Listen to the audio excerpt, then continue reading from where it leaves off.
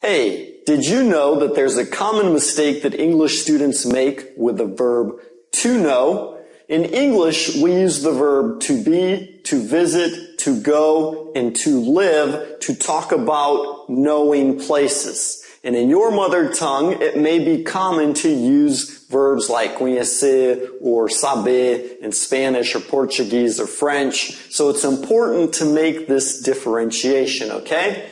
So we can say, have you ever been to London?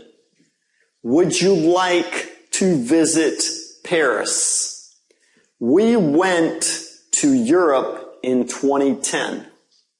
How long have you lived in Brazil? So if you go to visit a place or you haven't been there very long, it's not common in English to use the verb know. Do you know Brazil? Do you know Paris? Okay? We don't normally say that. We use one of these other verbs. So let's practice them here. Have you ever been to London? Have you ever been to London? Have you ever been to London? Have you ever been to London? And then you can just change that for other places that you want to know. Have you ever been to Brazil? Have you ever been to Tahiti? Have you ever been to Africa?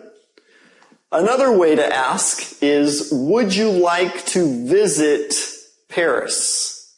Would you like to visit Paris? Would you like to visit Paris? Would you like to visit Mongolia? Would you like to visit China? Okay, now you can use this in other tenses too. Have you ever visited Paris in the past? Have you ever visited China? Next sentence here. We went to Europe in 2010. We went to Europe in 2010. We went to Europe in 2010. We went to Rio in 2014. We went to the Southern Hemisphere.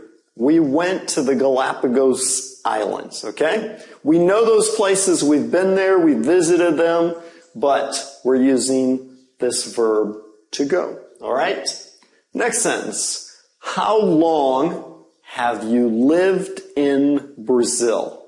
Okay, so someone's been there for a long time, and you want to know how long. You can say, how long have you lived in Brazil? All right, you don't need to use time, not how long time have you lived in Brazil. Just simply, how long. How long have you lived in Brazil? How long have you lived in Brazil? How long have you lived in Spain? How long have you lived in Portugal?